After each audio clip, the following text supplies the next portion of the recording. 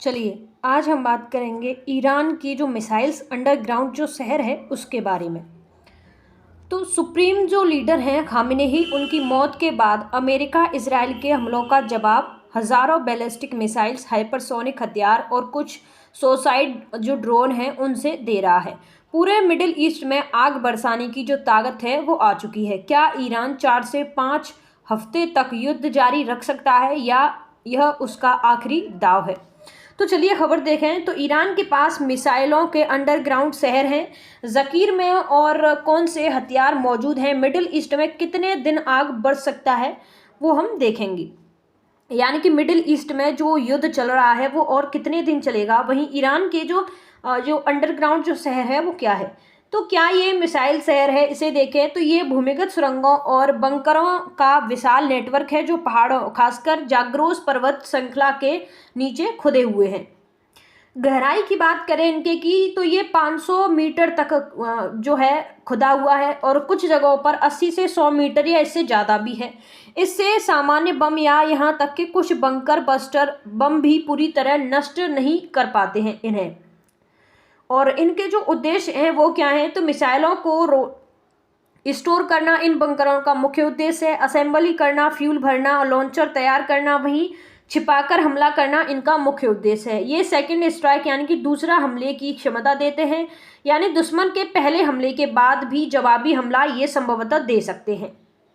इन्हें जो ईरान है वो इन्हें मिसाइल सिटी कहता है और दावा करता है कि पूरे देश में सैकड़ों ऐसे ठिकाने हैं, हर प्रांत और हर शहर में। यानी कि ईरान जो है वो इनका जो इस्तेमाल है वो अपने जो निजी जो घटनाएं हो रही हैं उस पर उसके लिए करता है। जैसे कि ईरान इन्हें मिसाइल सिटी कहता है और दावा भी करता है कि ये जो बंकर हैं उनके, यानी कि ये जो अंडरग्राउंड उनका जो शहर है मिसाइल्स का, ये हर प्रांत में ईरान के में बना हुआ है, हर शहर में।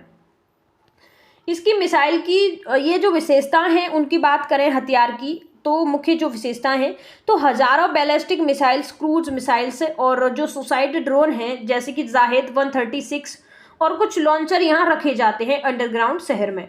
प्रमुख जो मिसाइलें हैं वो कौन सी हैं, तो साहब 3 जो कि 1300 किलोमीटर प्रति घंटे की जो मार है इसकी, रेजेल ये 2000 किलोमीटर, इमाद 1700 किलोमीटर और धम्र जो कि 2000 किलोमीटर तक जो है अपनी जो निशाना है वो लगा सकती है।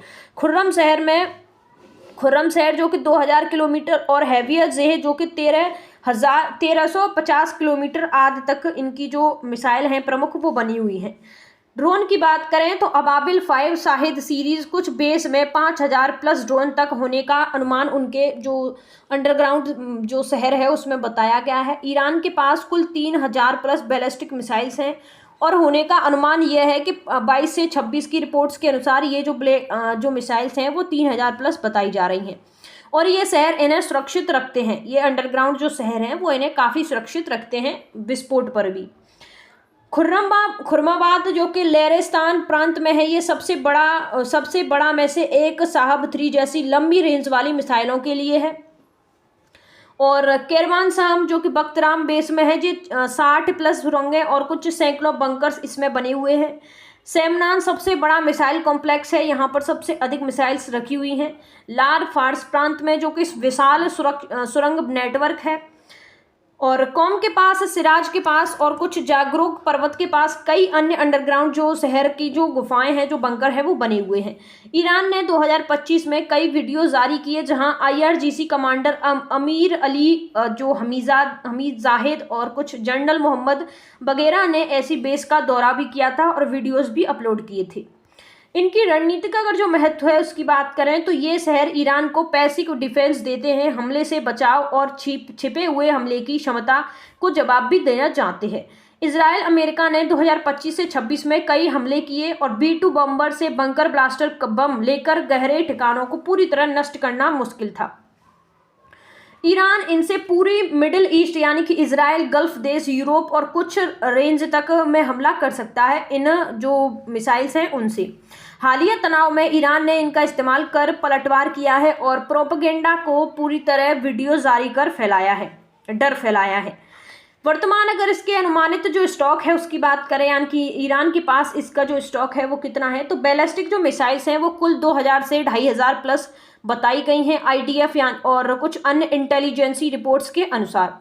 2025 में युद्ध से पहले 3000 प्लस थी, लेकिन हमलों के में ये तकरीबन 60 से 40% नष्ट हो गई हैं। अब प्रोडक्शन जो है वो तेज हो गया है और 10 महीने में दर्जनों नई मिसाइल्स बन सकती हैं। लॉन्च की बात करें तो ये करीबन 200 से 260 कई नष्ट हुए, लेकिन कंस्ट्रक्शन चल रहा है उन पर। ड्रोन की बात करें तो हज़ारों, जिसमें नए 1000 प्लस ड्रोन जोड़े गए हैं और 2026 में इसका दावा भी किया गया है। सुसाइड कमेजिन और कुछ ड्रोन जैसे शाहिद 136 इसमें मुख्य हैं। क्रूज मिसाइल्स की बात करें तो सैकड़ों, जैसे कि हुवैज़े, फावे आदि ईरान के अंडरग्राउंड मिसाइल सिटी में से सुरक्षित रखे जाते हैं, जो हमलों से बचाव देते हैं, काफ़ी जो सुरक्षित महसूस कराते हैं। मुख्य जो बैलिस्टिक जो मिसाइल्स हैं ईरान की, अगर उनकी बात करें उनके टाइप और रेंज की, यानी कि ये जो मिसाइल्स हैं उनकी जो रेंज क्या है और उनके जो टाइप हैं वो क्या है। तो जैसे कि साहब अगर 3 की बात करें तो ये MRBP प्रकार की है, इसकी रेंज 1300 किलोमीटर तक है। फ्यूल अगर इसके प्रकार की बात करें तो ये लिक्विड फॉर्म में है और ये 750 से 1000 किलोग्राम तक जो वजन है वो रख सकती है। इजराइल तक इसकी जो टारगेट, अगर इसकी विशेषता की बात करें तो इजराइल तक और पुरानी लेकिन विश्वसनीय ये जो मिसाइल है वो बताई जाती है। घद्र की बात करें तो ये भी MRBM प्रकार की है। इसकी जो रेंज है वो 1600 से लेकर 2000 किलोमीटर तक बताई जाती है। लिक्विड फॉर्म में इसका जो फ्यूल भरा जाता है और बेहतरीन एवं सटीक मोबाइल लॉन्चर इसे कहा जाता है। इमाद की बात करें तो इमाद भी 1700 से लेकर 1800 किलोमीटर तक की इसकी रेंज है। 750 किलोग्राम तक ये वजन उठा सकता है और manual rebel re entry high prison इसका लक्ष्य टारगेट है। सीजल की बात करें तो सीजल भी MRBM प्रकार का ही है। ये 2000 किलोमीटर तक की इसकी रेंज है और इसका जो फ्यूल प्रकार है वो है सॉलिड और ये 700 से 1000 किलोग्राम तक का जो वजन है वो उठा सकता है वारहेड, और ये तेज लॉन्च करता है और इसके टारगेट हैं वो कई तरह से हाई प्रकार के होते हैं, हाई टारगेट्स इसके होते हैं। और अब बात करें हम खुर्रम शहर की, तो ये खुर्रम शहर जो है ये भी MRBM प्रकार का ही है। ये 2000 से 3000 किलोमीटर तक की इसकी रेंज है। लिक्विड फॉर्म में इसका जो फ्यूल है वो भरा जाता है और 750 से लेकर 1500 तक की इसकी किलोमीटर तक की रेंज है।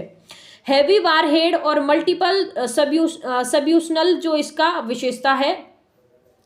फतेह फर्स्ट और सेकंड की बात करें तो ये हाइपरसोनिक हैं और ये इनकी जो रेंज है वो है 1400 से लेकर 1500 किलोमीटर।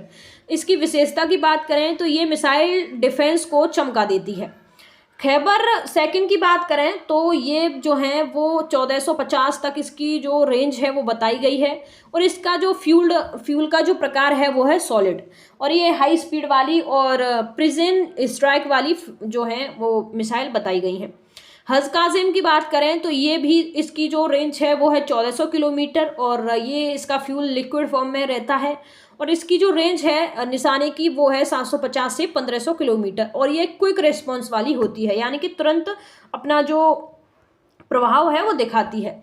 अब कुछ जो दोनों जो पक्षों के जो लक्ष्य हैं और कुछ स्थिति है उसकी बात करें तो अमेरिका का और इजराइल जो पक्ष हैं दोनों, इनका मुख्य उद्देश्य क्या है? तो इनका मुख्य उद्देश्य है ईरान के बैलिस्टिक मिसाइल्स प्रोग्राम को नष्ट करना, न्यूक्लियर खतरा खत्म करना, प्रॉक्सी ग्रुप जैसे कि हिजबुल्लाह हुती को कमज़ोर करना और रीजिम को चेंज करना। ये जो रीजिम है इसको चेंज करना इनका जो मुख्य उद्देश्य है इस जो युद्ध का वो बताया गया है। रीजिम चेंज यानी कि नेतन्याहू ने ईरानियों से उठो और रीजिम बदलो का नारा भी उन्हें दिया है।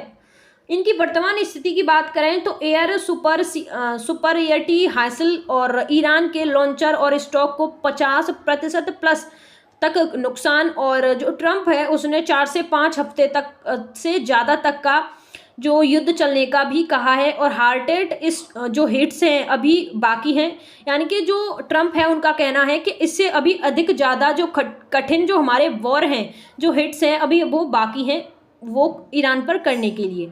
और ग्राउंड जो ट्रम्प्स जो नई जो रूल है वो आउट है।